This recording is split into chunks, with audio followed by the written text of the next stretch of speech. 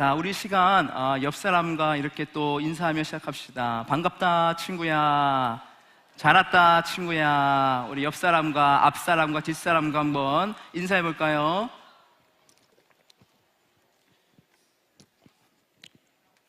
네, 여러분 오늘은 우리가 세례식을 진행을 했습니다. 그죠? 아마 여러분들 중에서 많은 친구들이 이미 세례를 받은 친구들, 입교식을 한 친구들이 아마 있을 겁니다. 아직 우리 중학교 1학년, 2학년 친구들은 아직 세례를 받지 않았지만 또 이제 곧 세례를 받게 되겠죠. 우리 선생님들은 내가 언제 세례를 받았는지 아마 기억도 안 나시는 우리 선생님들도 계실 겁니다. 그죠? 자, 오늘은 이 세례가 과연 무엇인가? 세례의 의미는 과연 무엇인가? 왜 내가 세례를 받아야 하는가? 그 세례의 의미를 한번 돌이켜보면서 세례의 그 감격, 그 은혜를 오늘 누리고 체험하는 그런 시간이 되기를 간절히 소망합니다. 아마 여러분들 세례받은 친구들 대부분은 세례를 받을 나이가 됐으니까 받은 친구들도 있을 것이고, 엄마 아빠가 받으라고 하니까 세례를 받은 친구들도 있을 것이고, 내 옆에 있는 친구가 세례를 한대. 그러니까 나도 세례를 받아야겠다. 나도 나이가 됐으니까, 만 14세가 됐으니까 나도 세례를 받아야겠다. 아마 그런 생각 때문에 세례를 받은 친구들도 아마 있을 거예요. 어떤 이유든지 세례를 받은 친구도 있고 아직 세례를 받지 않은 친구들도 있을 겁니다. 근데 아마 대부분은 아마 제가 이야기한 이런 상황 때문에 아마 세례를 받지 않았을까라는 그런 생각이 들었어요. 여러분, 그것이 꼭 나쁜 건 아닙니다. 왜냐하면 세례라는 것은 내가 예수님을 믿습니다. 내가 주님을 나의 주인으로 내가 고백합니다. 내가 나와서 주님을 예배합니다. 이런 마음이 있으면 세례를 받을 수 있습니다. 여러분 지금까지 예배를 잘 나오잖아요. 그죠? 그리고 교회를 나오잖아요. 그죠? 그리고 예수님을 믿잖아요. 그러면 여러분 다 세례를 받을 수 있는 겁니다. 성령 하나님께서 여러분들에게 임재하셔서 이미 성령 세례, 다른 말로 하면 중생을 여러분들에게 허락하셨어요. 그렇기 때문에 여러분들이 세례를 받을 수 있는 겁니다. 그런데 그냥 우리가 세례를 그냥 받으면 조금 의미가 없잖아요. 그죠? 어떤 의미가 있는가? 이것에 대해서 오늘 함께 좀 나누면 좋겠는데, 성령 세례, 다른 말로 하면 중생이라는 것은 무슨 뜻이냐면 새로 태어나다라는 말입니다. 그러니까 다시 새롭게 태어난다. 이게 바로 중생이라는 의미예요. 중생을 받은 자가 세례를 받는다는 것이죠. 그래서 세례식을 하는 것은 무엇이냐면은 내가 하나님의 자녀로 다시 태어났다는 것을 하나님께서 여러분들에게 허락하셨지만, 여러분 믿기 때문에 이 자리에 나와서 교회 앞에서, 사람들 앞에서 이제 당당하게 공개적으로 나는 주님을 내가 믿는 사람입니다. 나는 그리스도인입니다. 나는 예수님을 믿는 사람입니다. 그것을 여러분들이 고백하는 겁니다. 그게 바로 오늘 세례식이라는 겁니다. 자, 그럼 이 세례식은 여러분 왜 하는 걸까? 세례식이 여러분 왜 중요한 걸까요? 하나님께서 우리에게 중생케 하셔서 성령 세례를 주셔서 믿게 하셨으면, 구원하셨으면 된 거지, 굳이 이러한 예식을 하는 이유가 여러분 무엇일까요? 여러분, 세례식은 마치 뭔가 비유를 한다면 결혼식하고 좀 비유를 하면은 굉장히 맞을 것 같다는 그런 생각이 들어요. 우리가 인생을 살아가다 보면 아주 중요한 순간들이 있죠.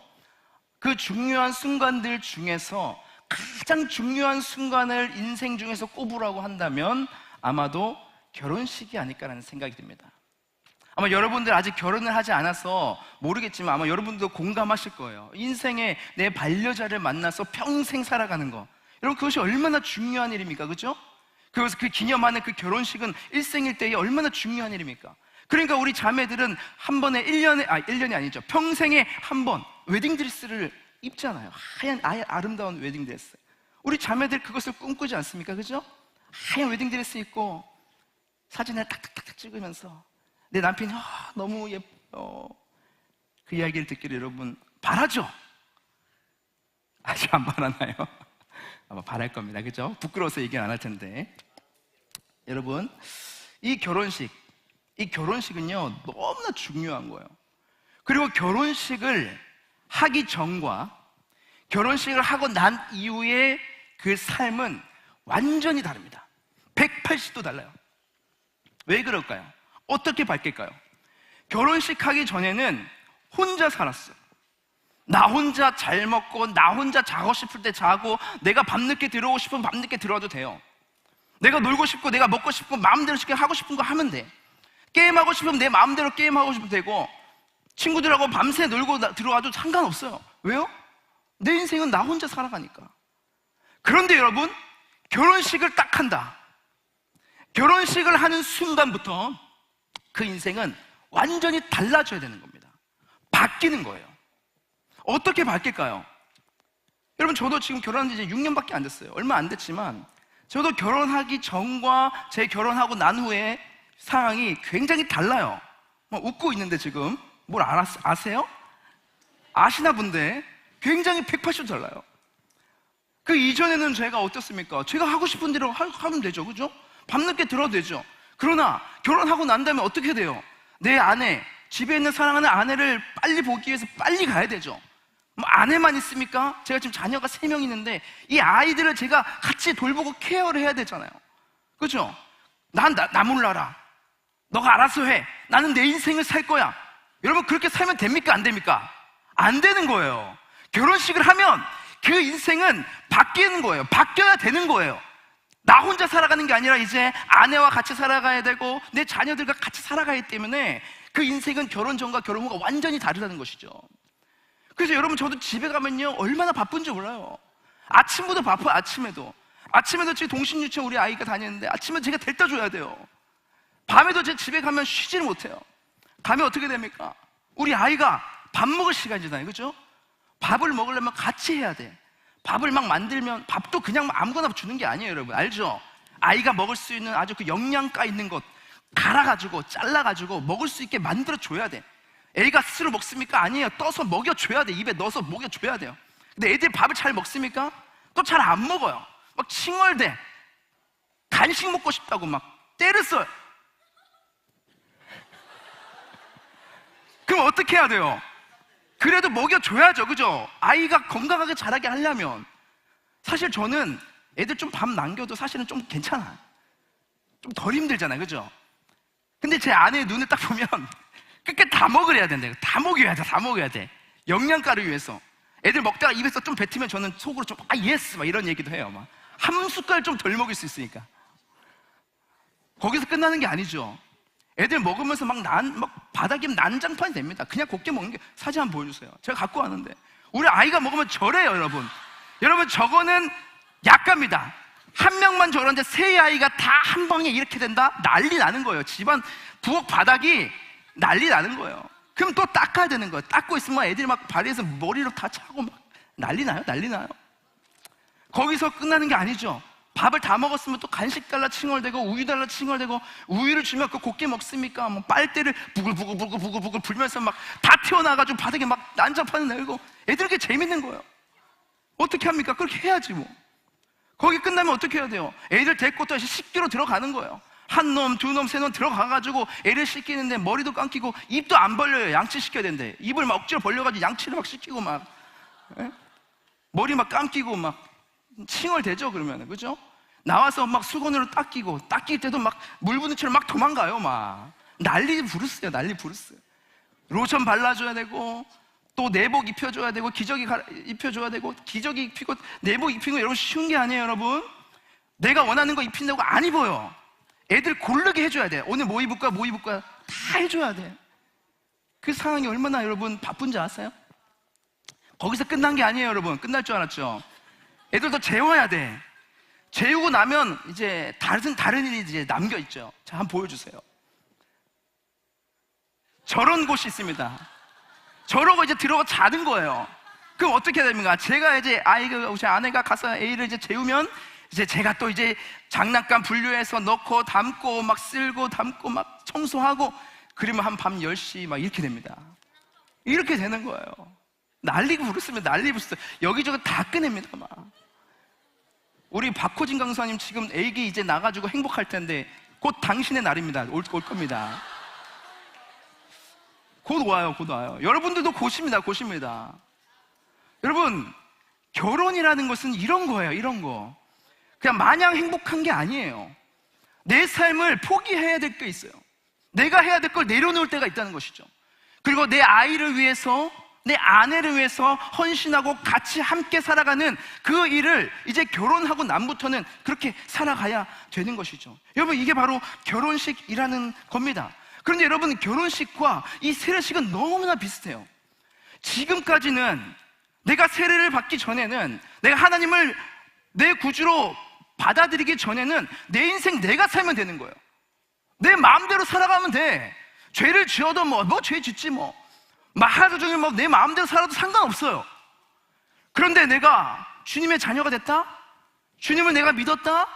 주님을 구주로 모시고 내가 이제 주님과 동행하며 산다. 그럼 어떻게 살아야 됩니까? 그때부터는 180도 다른 삶을 사는 거예요. 여러분, 세례식이라는 것이 바로 그런 겁니다. 우리의 인생이 바뀌는 거예요. 이제부터는 여러분들이 죄와 함께, 세상과 함께 살아갔던 그 삶의 방식이 이제 세례를 받음으로써 하나님과 동행하는 삶으로 달라지는 겁니다. 그 삶을 살아가는 거예요. 여러분, 그게 조금 어려울 수 있죠. 힘들 수 있죠. 여러분, 결혼 전에 자유로울 것 같죠? 아니에요. 그 안에 허무함이 있고 공허함이 있는 거예요. 하지만 결혼해서 함께 아내와 자녀들과 합을 맞추면서 살아갈 때 그 안에 진짜 기쁨이 있는 것처럼, 그렇게 살아야 진짜 기쁨이 있는 것처럼, 우리가 주님의 자녀가 되었을 때에 주님이 기뻐하시는, 하나님이 기뻐하시는 그 삶을 내가 이제 맞춰 살아가야 되는 것이죠. 그게 바로 세례식이에요. 세례받은 자의 모습이라는 거예요. 오늘 이 앞에 나와서 세례받은 친구들, 우리 입교한 친구들, 이제 여러분들 삶은 여러분의 것만이 아닌 거예요. 하나님과 함께 살아가는 시작인 거예요. 그러니까 여러분 스스로를 마음대로 할 수 있어요? 아닌 거예요. 이제는 내가 내 마음대로 평생도록 하루 종일 밤새도록 게임을 했다면 여러분, 그래서 끊어야 되는 거예요. 하나님이 기뻐하지 않는 일을 내가 계속하고 있었다면 끊어내야 되는 거예요. 죄에서 발을 담그고 있다면 시기 질투하고 누구를 놀리고 따시키고 악한 일에 일삼았다면 멈춰야 되는 거예요. 여러분, 그것이 세례받은 자의 모습이어야 한다는 것이죠. 그게 바로 여러분 세례라는 것입니다. 그래서 여러분, 세례는 뭐냐면 솔로 탈출이에요. 솔로 탈출. 이제 여러분들은 혼자가 아닙니다. 솔로 탈출한 친구들 우리 박수로 한번 격려합시다. 솔로 탈출해서 여러분, 솔로 탈출. 어떤 솔로 탈출입니까? 우리 하나님과 함께 동행하는, 이제 주님과 걸어가는 삶을 이제 살기 시작하는 거예요. 지금까지는 영적 미혼자였다면 이제는 영적 기혼자의 삶을 사는 겁니다. 지금까지 하나님과 독립해서 살았다면 이제는 하나님과 함께 걸어가며 살아가는 겁니다. 두 번째 인생을 사는 것이죠. 그래서 오늘 말씀을 보면 사도행전 2장 38절에 이렇게 기록되어 있죠. 베드로와 이르되 너희가 회개하여 각각 예수 그리스도의 이름으로 세례를 받고 죄사함을 받아 그리하면 성령을 선물로 받으리니, 이제 성령 하나님의 세례받은 자에게 임하시는 겁니다. 성령 하나님이 임재하셔서 함께 그 성령 하나님과 동행하는 겁니다. 그것이 바로 세례받은 자의 모습이라는 것이죠. 그러니 여러분, 이전에는 나 혼자 그것을 다 해내야 되니까 두렵죠. 무섭죠. 그러나 이젠 주님이 우리와 동행하신다는 거예요. 성령 하나님이 여러분과 동행하신다는 겁니다. 그럼 이젠 두려울 게 없는 거예요. 무서울 게 없는 거예요. 이젠 주님이 나와 함께 하시기 때문에 그 주님을 신뢰하며 그 주님을 의지하며 걸어가면 되는 거예요.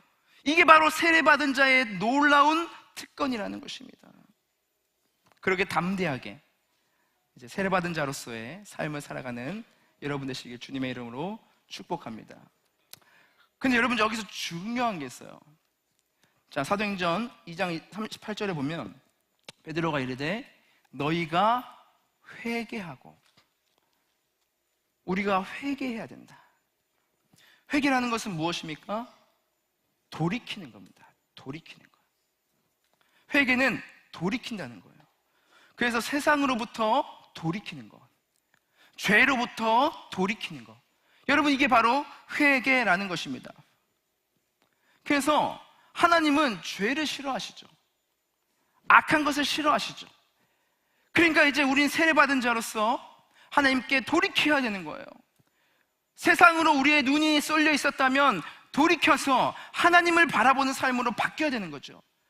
죄에 우리의 눈이, 우리의 발이 담겨져 있었다면 그 발을 빼서 이제는 주님께로 다시 가야 되는 것이죠. 여러분, 이게 바로 세례, 돌이킴이 있어야 된다는 것입니다. 남자가 여자가 결혼해서 여러분 계속해서 자기가 원하는 대로만 계속 살아가면 그 가정은 박살나는 겁니다. 그렇죠? 박살나는 거예요. 밤에 오지도 않고 게임에 그냥 중독되어서 빠져서 살고, 그냥 내가 원하는 대로 친구들 그냥 마음대로 만나고 다니고, 여러분 그런 삶을 살면 그가 인생이, 그 가정이 여러분 어떻겠어요? 파탄나는 거죠. 그 가정은 망하는 거죠. 여러분 마찬가지라는 거예요. 우리는 주님께로 돌이켜야 되는 겁니다. 주님께 나아가야 되는 겁니다. 내가 달콤한 유혹이 내 앞에 있어도, 뭔가 달콤해 보이는 앞에 뭔가가 있어도 그것을 치워버려야 되는 거예요. 여러분 그것이 바로 돌이킴, 세례받은 자의 모습이어야 한다는 것이죠. 여러분 그것이 진짜 행복의 길인 겁니다. 아내와 함께 자녀들을 돌보며 살아가는 것, 여러분 그것이 진짜 우리 행복을 주는 건 아니겠습니까? 내가 원하는 대로 마음대로 사는데 가정은 파탄나 보세요. 그게 행복입니까? 그건 행복이 아닌 거예요. 마찬가지라는 것이죠. 우리 하나님과 동행하는 삶을 살아갈 때에 죄로부터 우리가 멀어지고 세상의 눈으로부터 주님께로 눈을 돌리면서 살아가는 이 삶을 살 때에 진정한 행복과 진정한 평화가 우리에게 임하는 것입니다. 여러분들의 삶이 이런 삶이 되기를 주님의 이름으로 축복합니다. 그래서 여러분, 이제 세례받은 자들은 완전히 딴 세상을 살아가는 거예요. 세상적 삶을 살아가는 것이 아니라 이 그리스도와 함께하는 그런 삶을 여러분 살아가는 것입니다. 완전히 뒤바뀌는 것이죠. 그래서 여러분, 세례는 완전히 바뀐다는 의미에서 새 옷을 입는 것입니다. 세례는 새 옷을 입는 것입니다. 에베소서 4장 23절 24절을 볼까요? 이렇게 기록되어 있습니다. 오직 너희의 심령이 새롭게 되어 하나님을 따라 의와 진리의 거룩함으로 지으심을 받은 새 사람을 입으라. 새 사람을 입으라는 거예요. 이전의 옷은 벗어버리고, 이전에 내 죄의 옷은 벗어버리고, 옛날에 구습에 쩔어 있었던 모습은 다 벗어버리고 이제 성령의 새 옷을 입으라는 것이죠. 여러분, 새 옷은 바로 주님께서 주시는 겁니다. 주님께서 우리에게 새 옷을 입히시는 거예요. 새 사람이 되게 하시는 겁니다. 그래서 세례는 우리의 정체성이 바뀌는 거예요. 스탠리 하워워스라는 사람의, 이 학자는 이런 말을 했습니다. 성도의 정체성을 이렇게 말합니다. 다음 넘겨주시면, 우리는 더 나은 사람이 되는 것이 아니라 그리스도인이 되는 것이다. 즉 우리는 자신이 다른 사람보다 더 낫다고 주장할 필요 없는 그런 예수의 제자가 되는 것이다. 여러분, 이게 무슨 말인가 하면, 내가 조금 더 착하고 조금 더 선한 일을 하고 그래서 내가 예수의 제자가 되는 것이 아니라 완전히 그것을 벗어버리고 완전히 새롭게 된다는 것이죠. 세례를 받는다는 것은 여러분 존재 자체가 완전히 뒤바뀐다는 거예요. 그리스도인으로 조금 더 내가 좋은 일을 해서, 조금 더 내가 나은 일을 해서 바뀌어가는 것이 아니고 그냥 주님께서 우리에게 새 옷을, 완전 새 옷을 입혀주신다는 겁니다. 저도 여러분 집에서 한 번씩 그 손빨래를 하고 이 흰 티셔츠도 셔츠도 목에 때가 많이 끼잖아요. 그러면 강력한 세정제를 쓰고 막 펄펄 끓는 물에 막 삶고 해도 헌옷은 헌옷이에요. 이게 새 옷이 될 수는 없어요. 아무리 깨끗하게 해도 헌옷은 헌옷인 거예요. 마찬가지라는 거예요. 여러분, 제가 여러분들 이해를 돕기 위해서 군복을 갖고 왔어요. 자, 여러분, 군인은 무슨 옷을 입죠? 군복을 입죠. 자, 옷을, 군인들은 군복을 입어요. 자, 이거 제가 군대에 있을 때 입었던 옷인데 제가 입어보니까 굉장히 작아. 안 잠겨요, 안 잠겨. 살이 많이 찐 것 같아요. 제가 이 옷을 입고 있어요. 이 옷을 입고 막 훈련을 하죠. 막 열심히 막 땅을 기죠. 막 각계 전투를 하죠. 막 총을 쏴고 막 산을 막 타고 돌아다니죠. 그럼 옷이 어떻게 되겠어요? 더러워진단 말이에요. 허른단 말이에요. 그런데 여러분, 휴가 나갈 때 되면은 옷을 깨끗하게 입고 나가야 되니까 이것을 막 엄청 빨아요. 막 빨고 깨끗하게 하고, 막 군하는 더러워진 거 흙 다 털어버리고, 구두 야구로 막 하루 종일 닦아, 하루 종일. 그럼 반딱반딱해요. 그리고 이제 나강 오는 거예요. 여러분, 그렇다고 해서 이 군복이 새 것이 됩니까? 아니에요. 군복은 군복인 거예요. 군복을 입고 있으면 나는 그냥 군인이어야 되는 거예요. 그죠? 내 정체성은 군인이어야 되는 거예요. 부르면 들어가야 되는 거예요. 총 잡으라고 하면 총 잡아야 되는 거예요. 그게 군인인 거예요. 그런데 여러분, 우리가 새 옷을 입는다는 건 무엇입니까? 이 군복을 내가 전역할 때 벗었을 때, 군복을 완전히 벗고 이제 자유인이 되어서 이 멋있는 옷을, 밖에 이 자유의 옷을 이렇게 입었을 때, 여러분, 이게 새 옷인 거예요. 이게 새 옷인 거예요. 여러분, 마찬가지라는 거죠. 우리가 예수님의 그리스도인으로 된다는 것은, 세례를 받는다는 것은 이것과 마찬가지인 것이에요. 옛날 옷을 벗어버리는 거예요. 죄의 옷을 던져버리는 거예요. 그리고 나서 주님께서 우리에게 새 옷을 입혀주시는 겁니다. 여러분, 그게 바로 세례의 의미라는 거예요. 그런데 여러분, 이것을 누가 입히시는 겁니까? 내가 조금 더 노력하고, 내가 조금 더 착하고, 그래서 주님께서 우리에게 주시는 것이 아니에요. 기독교는 그런 종교가 아닙니다. 종교는, 다른 종교들은 노력하라고 그래요. 노력하라고. 어떻게 노력하라고 그래요? 불교는 열심히 팔궁산에 올라가서 108배를 하든 손에 다 또 빌든 뭔가를 해야 돼. 고행을 해야 돼. 천주교는 뭔가 덕을 쌓아야 돼요. 선한 일을 많이 해야 돼요. 고해상사를 해야 돼요. 그래야지만 구원에 이를 수 있어요. 이슬람은 하루에 3번 기도를 빠뜨리면 안 돼요. 율법을 다 지켜야 돼요. 그렇게 해야지만 구원에 이를 수 있다고 말하지만, 우리 기독교는 그런 종교가 아니라는 거예요. 내가 아무리 선을 행한다고 해서 그것이 아니고, 예수 그리스도께서, 그 하나님께서 나를 위해서 이 땅 가운데 내려오시고 우리를 위해서 죽으시고 피를 흘리셔서 우리의 죄를 깨끗이 씻었다는 것을 우리가 믿기만 하면, 아까 문답할 때도 믿으라고 했죠. 그렇죠? 그것에 여러분 내라고 고백하면 주님께서 우리에게 새 옷을 입히신다는 겁니다. 그리고 나서 이제 우리가 돌이키는 거예요. 주님의 기뻐하시는 삶으로 우리가 삶을 살아가기 위해서 발버둥을 치는 겁니다. 이것이 바로 하나님께서 우리에게 주신 복음이라는 것입니다. 그래서 여러분, 우리에게 희망이 있는 거예요. 소망이 있는 겁니다. 내 모습이 어떠하든 상관없이, 내가 잘났든 못하든 상관없이, 내가 뭐 성적이 좋든 성적이 나쁘든 상관없이, 내 주변에 있는 사람들이 믿든 안 믿든 상관없이, 내 외모가 어떻든 내 성적이 어떻든, 여러분 그런 거 다 필요 없이 하나님께서는 나를 위해 죽으신 그 주님을 내가 믿으면 우리에게 구원을 베푸신다고 말씀하신 것입니다. 하나님 앞에 나와서 주님을 사랑한다고 고백하는 자, 그 하나님의 자녀가 되는 자에게 주님께서는 새 옷을 입혀 주시는 것입니다. 그것을 고백하는 것, 여러분, 그것이 바로 오늘 우리가 함께 했던 이 세례라는 것입니다. 사랑하는 우리 여러분, 하나님께서 여러분들의 의의 옷을 입히시고 또 성령 하나님께서 여러분과 삶과 동행하시는 그런 삶, 구원받은 자, 세례받은 자에서의 삶을 여러분 잘 살아내는 여러분 되시길 주님의 이름으로 축복합니다. 여러분, 정리하겠습니다. 세례는 여러분 솔로 탈출입니다. 솔로 탈출해서 이제 주님과 함께 살아가는 것이죠. 그리고 주님께로 돌이키는 것입니다. 그리고 주님께서 우리에게 새 옷을 입혀 주십니다. 여러분들의 삶, 그 삶이 정말 그거의 은혜를 여러분 깊이 깨닫고 주님의 자녀로 살아가는 여러분 되시길 주님의 이름으로 축복합니다.